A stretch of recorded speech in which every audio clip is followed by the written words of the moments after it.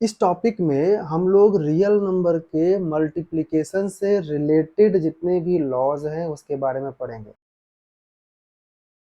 अब जहाँ पे कैलकुलेशन की बात आती है, जहाँ पे आप कैलकुलेशन करोगे एडिशन या मल्टीप्लिकेशन, वहाँ पे आपका ये सारा लॉज फॉलो होगा ही होगा।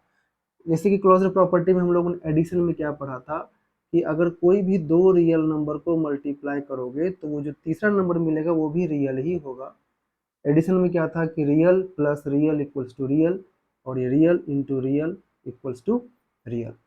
कॉम्यूटेटिव लॉ की बात करते हैं तो जैसा कि हम लोगों ने एडिशन में देखा था ए प्लस बी था ना, A plus B equal to B plus A, वैसे यहाँ कॉम्यूटेटिव किसके लिए है? मल्टीप्लिकेशन के लिए है।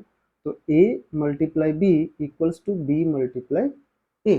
तो हम लोग एग्जाम्पल ले लेते हैं, 2 मल्टीप्लाई 3 इक्वल्स टू 3 मल्टीप्लाई 2। देख लो यहाँ पे 3 2 3 जा 6, 3 2 जा 6, तो हो गया ना। एसोसिएटिव लॉ सिमिलर उसी की तरह एसोसिएट करना है, ग्रुप करना है। कैसे? तो 3 नंबर लेते हैं ए बी सी, पहले 2 नंबर को ग्रुप कर दो। अब ये मल्टीप्लिकेशन किसके रिजल्ट में होगा?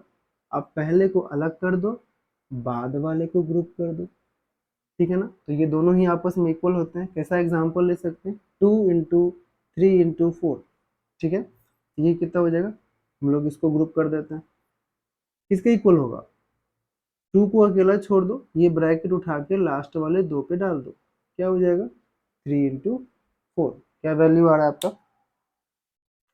पहले तो यहाँ मल्टीप्लाई करेंगे, 3 2 जा 6 मल्टीप्लाई 4 इक्वल्स टू 2 को रहने दो, 4 3 जा 12, ये भी आ रहा है 24 और ये भी आ रहा है 24, ठीक है। तो एसोसिएटिव लॉ में नंबर्स को, रियल नंबर्स के मल्टीप्लिकेशन को इस तरह से लिखा जा सकता है।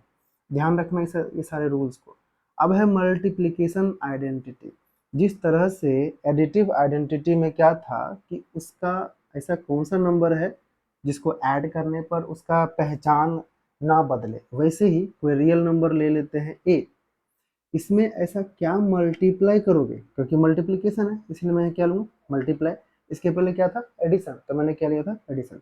ऐसा क्या मल्टीप्लाई करोगे कि इसका पहचान ना बदले, ये वही रह जाए जो पहले था? तो सिंपल सी बात है, 1। एग्जाम्पल ले लो, 2 इंटू क्या मल्टीप्लाई करोगे? 2 रह जाएगा, 1 से मल्टीप्लाई करोगे तो क्या बोलेंगे? 1 is the additive identity of any real number. Next है मल्टीप्लिकेटिव इनवर्स। सिमिलर है एडिशन एडिटिव इनवर्स के। क्या है इसमें? तो कोई नंबर ले लेते हैं ए, इसमें ऐसा क्या मल्टीप्लाई करोगे? इससे पहले क्या था? एडिशन। क्या ऐड करोगे? ऐसा क्या मल्टीप्लाई करोगे कि इक्वल टू, तो बोलोगे 0? नहीं, मल्टीप्लिकेशन में आपको 1 लाना है।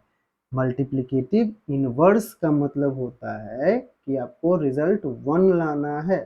तो इसमें क्या मल्टीप्लाई करोगे? 1 आएगा, इसका उल्टा, ठीक है। उसी तरह से मैं यहाँ 1/a रखता हूँ, 1/a में क्या मल्टीप्लाई करोगे कि 1 आ जाए? सिंपल सी बात है, इसका उल्टा ए। तो क्या बोलेंगे? 1/a is the multiplicative inverse of A. Question पूछा जाएगा कि बताइए 5 का मल्टीप्लिकेटिव इनवर्स क्या होता है, तो क्या लिखोगे? 1/5। अगर पूछा जाए 1/5 का मल्टीप्लिकेटिव इनवर्स इनवर्स क्या होता है, तो बोलोगे 5। अब एक एक्स्ट्रा लॉ है इसमें, डिस्ट्रीब्यूटिव लॉ। इसमें देखिए मल्टीप्लाई और एडिशन दोनों का कंबाइंड रूल है, और बहुत ही इम्पॉर्टेंट रूल है, क्योंकि इस रूल से ही आपको बहुत सारा अगले ही चैप्टर में पता चल जाएगा, बहुत सारा कैलकुलेशन आसान हो जाता है, कंफ्यूजन भी होता है। इसको हम लोग अच्छे से समझेंगे। डिस्ट्रीब्यूटिव लॉ में क्या कहा जा रहा है? डिस्ट्रीब्यूटिव लॉ का मतलब होता है कि अगर आप एक नंबर लेते हैं और उसके बाद आप b प्लस सी लिए, ठीक है, एक रियल नंबर हो गया, ब्रैकेट के बाहर है और ब्रैकेट के अंदर में प्लस है। ध्यान देना, अगर इस ब्रैकेट इस नंबर के बीच में कुछ नहीं है तो हम लोग समझेंगे डॉट। डॉट का मतलब होता है मल्टीप्लाई, ठीक है। कहीं पर भी 2 ब्रैकेट दिया हो, इसके बीच में कुछ भी नहीं है, समझेंगे इसके बीच में मल्टीप्लाई है, तो यहाँ मल्टीप्लाई। अब आता है कि सर पहले ब्रैकेट सॉल्व कर लेंगे फिर मल्टीप्लाई कर देंगे, आसान है। लेकिन नहीं, हमेशा ये इजी नहीं होता, इसका एक और नियम भी है।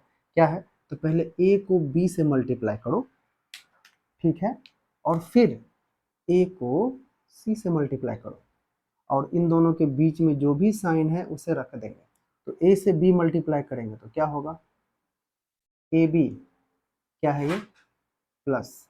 अब a को c से मल्टीप्लाई करेंगे, क्या होगा, ए सी। ठीक है, तो इस तरह से क्या हो गया, a को b से, यानी कि यहां से मैंने किया क्या, डिस्ट्रीब्यूट कर दिया, यानी a को b के पास भी भेज दिया और a को c के पास भी भेज दिया। इस तरह से ये लॉ बहुत ही इंपॉर्टेंट है। और भी कुछ एग्जांपल देख लेते हैं। सपोज ये 2 × 3 + 4 है, क्या होगा, पहले 2 को 3 के पास भेजेंगे, फिर 2 को 4 के पास भेजेंगे, क्या हो जाएगा, 2 × 3 + 2 × 4।